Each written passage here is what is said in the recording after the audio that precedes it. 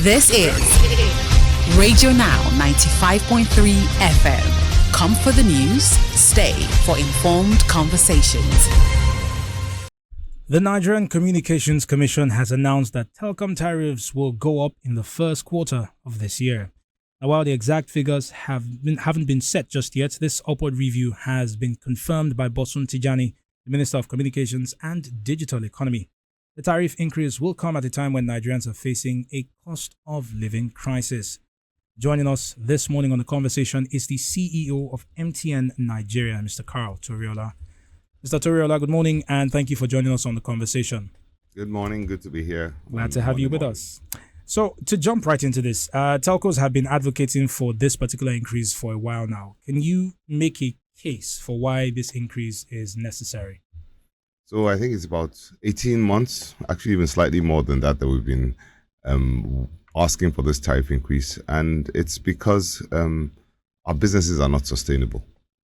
Our revenue has grown about 30% over the last year. Our costs have gone up threefold, and we're effectively spending to maintain our networks more than we're earning. And what that means is inevitably the first thing that actually gets lost is or gets cut out is the investment to maintain the quality of service. And ultimately, at some point in time, you just find that we can't continue to operate. Sites will start to shut down, and eventually the business will fall over. And to give you a sense of what this is like, the networks will become a service that's sometimes on, sometimes off, if we continue at this current cost structure. So you've talked about how much it's costing you now, the percentages by which everything has gone up. But let's talk about, and I say this carefully, let's talk about profits as well, right? This is a time where the telecom sector traditionally has always been, somewhere in the top 3 drivers of GDP growth per quarter. So speak to us about how much you've been able to make back within this period. We haven't been able to make our revenue back. We're declaring a loss. For the last effectively 18 months, we've been a loss-making entity. At the end of 2023, it was about a 900 billion naira loss.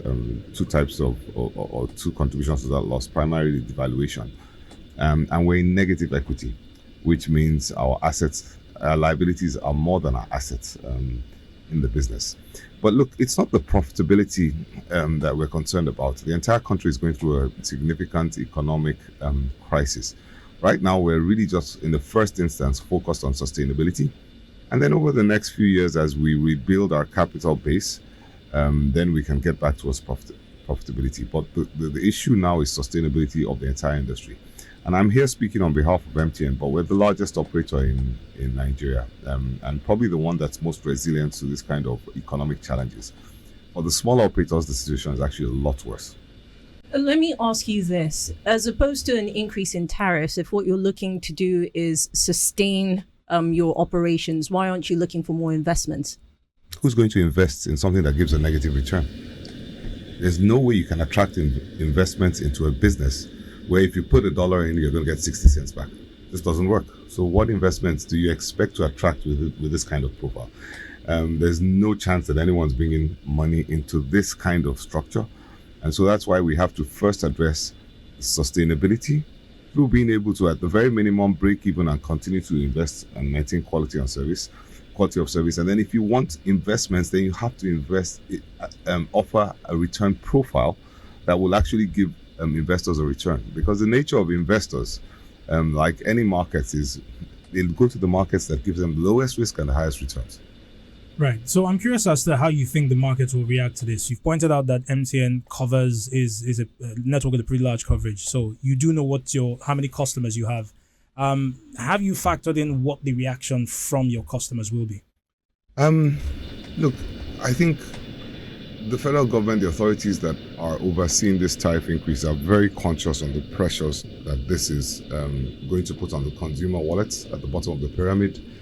And the reaction from this, and they're looking for ways to alleviate the impact of this. But the truth is, everybody in this market has experienced what exactly you and I sitting here have experienced. And we've had to adjust ourselves, accelerate the pace of our businesses, incomes, etc., to absorb these kind of cost increases. Petrol has gone from, this is broad figures, 200 naira to 1,000 naira. people always say, well, eliminate your dollar cost elements. And I ask you, every single product that's locally produced, and let's just look at food in the first instance, don't we see that the prices have gone up 2, 3, 4 times?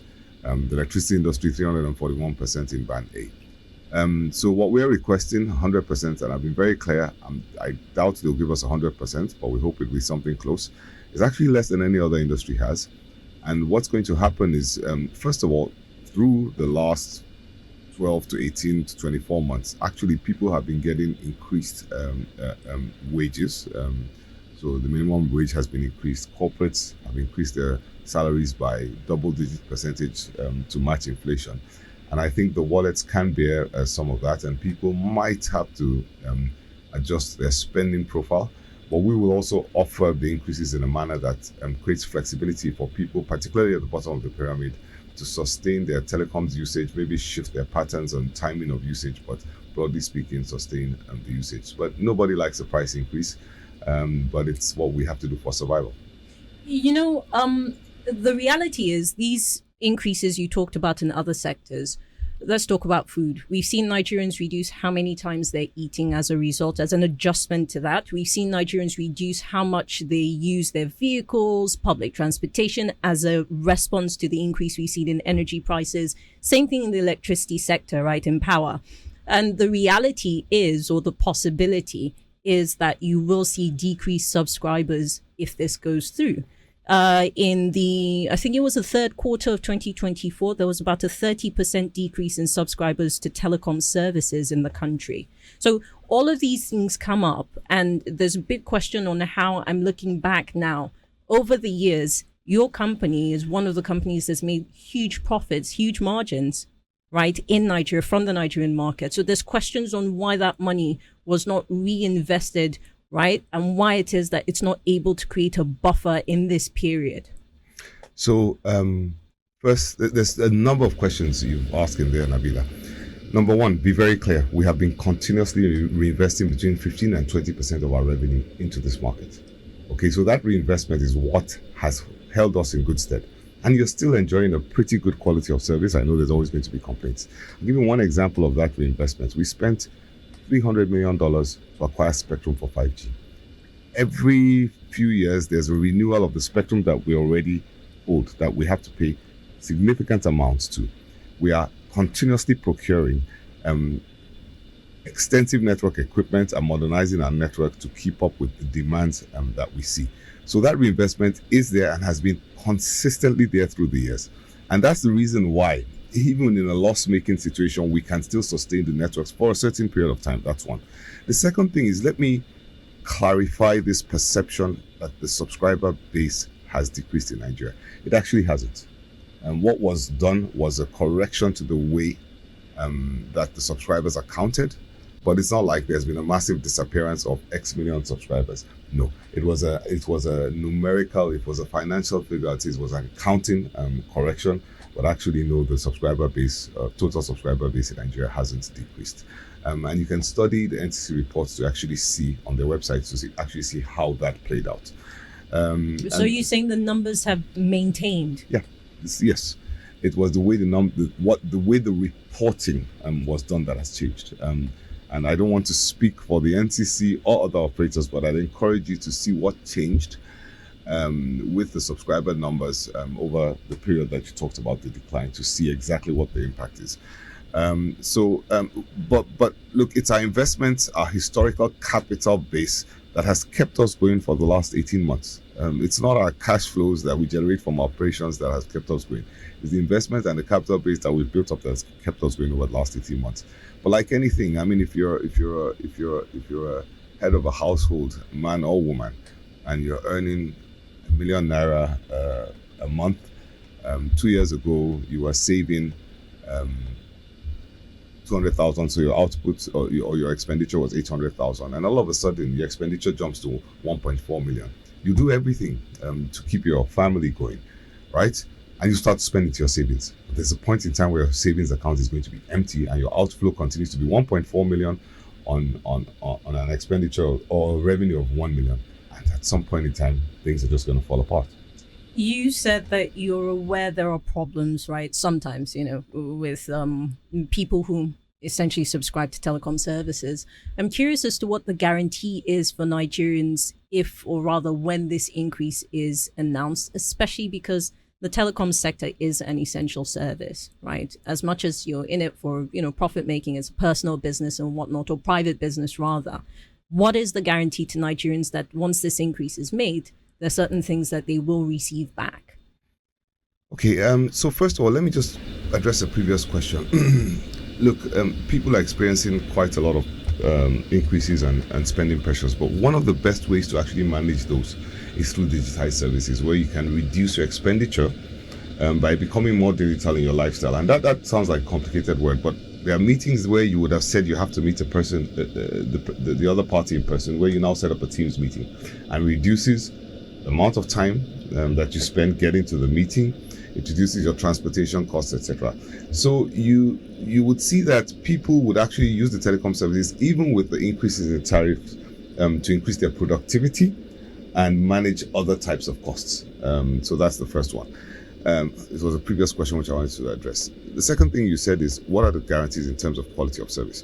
Let me first say this. We're imperfect. We recognize that. But there's no country in the world where telecommunication solutions are perfect. I've been in New York City, and compared to Nigeria, I was really underwhelmed by the quality of service in New York City. And sometimes in London, in the UK, I'd say exactly the same. I think the services that we offer in Nigeria are as close to world class as any service that you can experience in Nigeria. Look at our industries: aviation, transportation, roads, power, etc. Banking, telecoms are really damn close to first world. Excuse my expression there. Thank you. And we are always striving to improve our quality of service, and I'm not sure we'll ever be perfect. But what happens when you get a sustainable industry is it allows us to invest in multiple redundancies, multiple layers of reliability and dependability of the network. So there's things like you connect your switches between Abuja and Lagos through fiber optic cable. We have 3-4 routes of fiber optic cable, and there have been instances where all 3-4 routes have been cut off.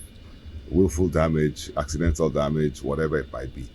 What we do when we have a better investment profile is we add additional layers of redundancy onto our systems, and onto all of our systems. So that's one of the examples. So you would see fewer outages, you would see higher capacity being invested, so your quality of service improves. So there are locations today where we're congested in terms of our network capacity. Those kind of locations will upgrade the capacity in those locations and offer a better quality of service. So those are a few examples. But I think what is extremely important also is that our regulator is razor focused on quality of service. We've explained the sustainability of the industry, and I think any sympathy they have towards a tariff increase would also come with very severe demands on the quality of service that they expect out of this. So they're going to hold us to account on this. So let me step back and look at the numbers from the economy, right? When 2023 started, there was a projection that inflation would be tamed to about 15%, if I'm not wrong. We missed the mark. Actually, that was about 25%. We missed the mark clearly. Last inflation figures are 34.6%. Same thing has happened with the value of the naira. We're told that it would sit somewhere around 800. Officially, right now, it's trading 1,535 or so, depending on the day of the markets open and what performance is like. Point being that the reality is the economic indicators continue to shift beyond what projections are.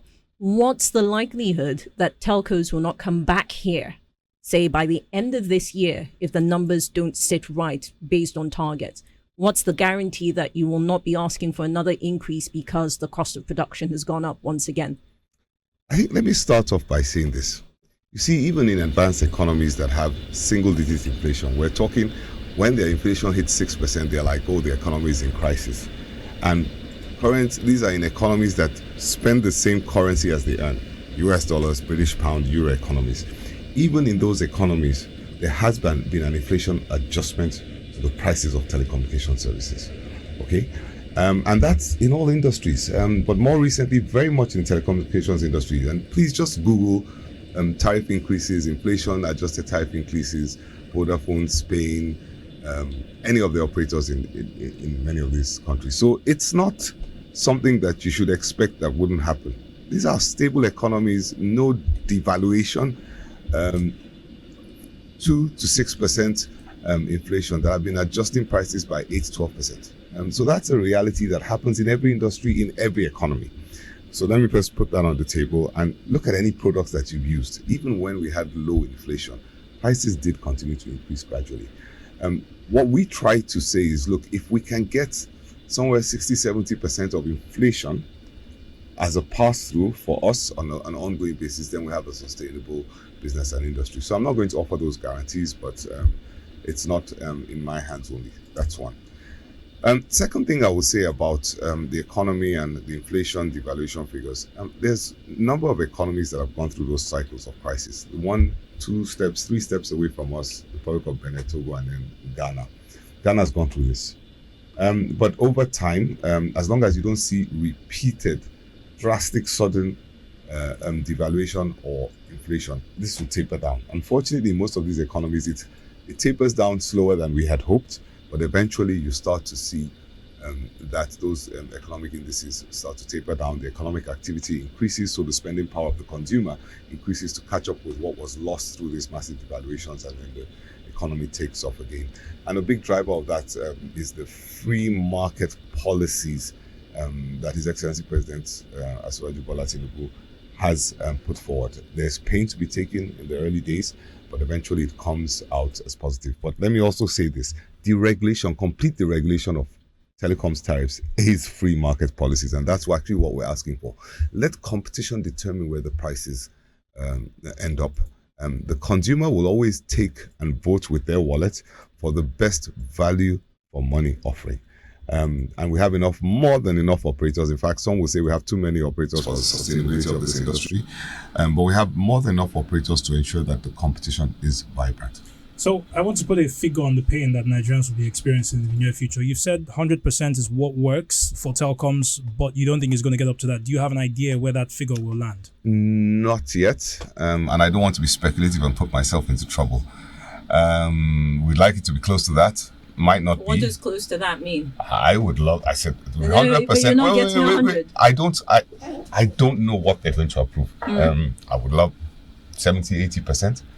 I don't know what they're going to approve yet. I think they've accepted the principle. The Honourable Minister has spoken about this, that the prices are going to increase. How much it's going to be, I don't know. But like I said, we'll take what we get and then we'll start going for the next one. But until we have a sustainable industry, we will keep the pressure on. And by the next one, you mean the next push for another tariff hike? Absolutely. Right. Well, Mr. Toriola, thank you very much for your time with us this morning. We know that this is a much longer conversation, and we look forward to talking with you again when other developments show up. But thank you for being with us this morning. It's been fun and it's been an absolute pleasure. It's been a pleasure. Thank you. Carol Toriola is the CEO of MTN Nigeria, and he joined us this morning on Now Breakfast to speak about the upcoming tariff hikes in the telecom sector. You're still on to Radio Now 95.3 FM Lagos. The conversation continues. This is Radio Now 95.3 FM. Come for the news, stay for informed conversations.